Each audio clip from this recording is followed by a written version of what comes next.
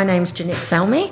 I'm from the Gold Coast and I have a business called the Dignified Movement, which is a business that supports aged care and disability care. So we have aged care, disability care, in-home care, which is the main focus.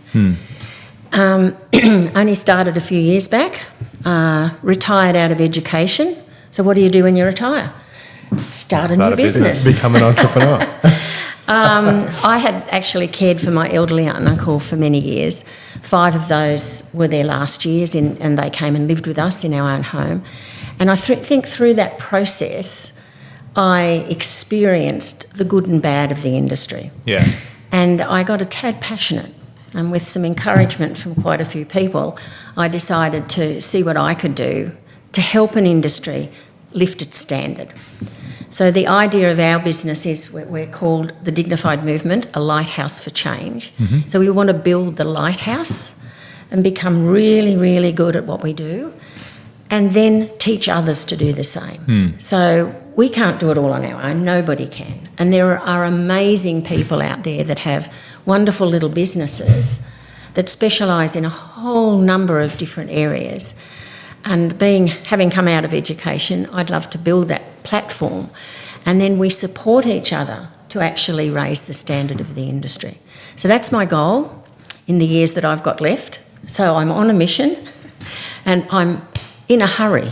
Yeah, well, that's good. You want to create that change as soon as possible. There's no point taking, regardless of age or where you're at in your life, you want that change to happen sooner rather than later because it's going to benefit so many people. Absolutely, absolutely. So it's been a very interesting journey to date. I have learnt so many lessons. I think I went in with rose-coloured glasses on, very naive and very idealistic, and that got knocked out of me very quickly. That's good. It usually takes a while. It does take a while. But everything that has happened along the way has been a rich experience. Whether it be good or bad, it's been a rich experience. And even recently I had an experience where there was some criticism of our clients, and it was the first time I actually got quite defensive on behalf of our clients because I thought that's what they deal with all the time. People who make judgments and, are unkind to them. And that was another turning point in our journey, in how people treat those that are less fortunate than themselves. Yeah. Doesn't make them worth any less, but people do treat people differently, and that's pretty sad. It is. It really is. It's pretty sad. What I love about your story, Janet, is you were a school teacher, right? Mm-hmm. For how long? Over 20 years. And then you'd retired. Absolutely. And then you've gone and how do you go from I've worked this one thing my whole life and it's all I know to then I'm going to go and launch this kick-ass business and make an impact in the world? And you've never owned businesses previously, have you? I haven't. My husband has, but I haven't. Yeah, and just for context, how many people do you employ? Because I was blown away when you told me this yesterday. Around 80 at the moment. That's amazing. In 2 years? 3 years. 3 years. To have 80 people on... Is that on payroll or is that like contractors? How does it work? No, it's on payroll. So 80 people. You've got to feed 80 mouths every single week. That is a phenomenal... 80 families. 80 families. So think for those at home and you employ, or you're stressing about employing 1, 2, 3 people, even your very first employment, and you're employing 80 people. That's amazing that change that you can really put out there with everyone. I think what I'd like to do too is I experienced people who I actually had people in the home looking after my aunt and uncle. We had a provider down in Sydney, a provider on the Gold Coast. So we've had different experiences with different people, and we had some amazing carers. But I also witnessed a lot of things with carers that I felt wasn't fair on them. So my passion is not only to look after our clients, but to really look after our staff. I don't know that we've mastered that totally yet, if I'm very honest, but we're working on it. We've started now having staff come in and give them the platform to say, how can we do this better? Are you feeling supported? But I want my staff to know that we care about them, that we value what they do, and that they can grow within our business. Because I wouldn't imagine it's an easy job. That when is you're not looking easy. after the elderly who may have a whole range of health issues or just frail in the fact that they're so old, but then you get the other side of the things with the disability services as well, and correct me if I'm wrong, I'm assuming there are some pretty severe disabilities with those people as well that need some really specific help. Absolutely. And it can probably even often put your employees in a difficult situation potentially with what those people are doing. And that would also be very difficult for you to manage. And do you have a high turnaround actually or a high turnover with your staff, with your employees? We've got some amazing staff that have been with us for quite a long time, but yes, we do. I think that's the nature of the business. You employ people and they come in with an idea of what it's going to be like and say, oh yes, I can manage that. But the reality is when they go in, it's not so easy. And understanding if a client is verbal offensively, that it's not them. You know, they're on medication. None of us can sit in their bodies and understand what it's like to be, as challenged as they are.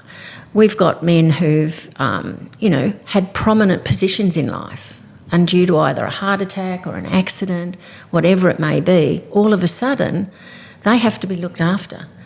They need somebody to take them to the shower and do all of their personal care. That's humiliating and embarrassing. And so they get a little, they can be a little rude at times, but it's not them personally. And it's being able to have the strength to allow those words just to drop off you. But it's not easy. No, not at all. That is not easy. I don't think it's a job that I could do. It isn't for everybody. Then I say that honestly. I mean, if I had to do it, if it was for, touch wood, a loved one, no sweat. But yeah, to do it as a job, to willingly go out there and do it, I think it takes someone that's special, that has that real high level of empathy. Absolutely. And we've got some beautiful people that work for us. Absolutely excellent. Beautiful. What's one of the most challenging things in your business? Because I could imagine it never ends. But what's something that you get really frustrated with in your line of work? Well, things come out of left wing all the time. So Christmas night, a tornado went through. And one of our houses in particular was all the electricity went off. Lessons we learnt from that, we had a staff member leave, literally quit on the spot due to frustration. Nobody could use the washing machine. All the fridges went off, so all the food went off. The gentlemen who were in beds that needed, the air in their mattresses needed to be on, so we needed to have a generator there. There was no generator. So they were lying on just a bed without a mattress, basically. So you house people? We've got some people who live in SDA accommodation, which is supported disability accommodation. Yep. There's SIL homes, which is supported independent living. So there's a whole heap of different avenues of where people can receive care. Most of our clients are in-home. They're in their own home. Okay. But we do have those that live in supported accommodation. So they have bathrooms that are catered for disability, and everything in the house is built to accommodate them. So like handrails and particular all of special those sorts, showers yes, and hoists, and yes, everything. So this particular house, everything just went. And one of my managers who was enjoying Christmas, particularly he'd become a dad last year, so it was his first Christmas with his little girl, he had to run in and do a shift. Wow. And that's challenging. Those sorts of things are challenging, and everybody's nervous about, what if something happens, or you stay calm and you deal with the situation, but it's stressful. So that's an example. Or you might have examples where a client knows exactly what they want, but what they want might be really bad for them, but they have choice and control. So how do we manage choice and control so it doesn't hurt them? So there are clients that go, but, this is how I want to be lifted up.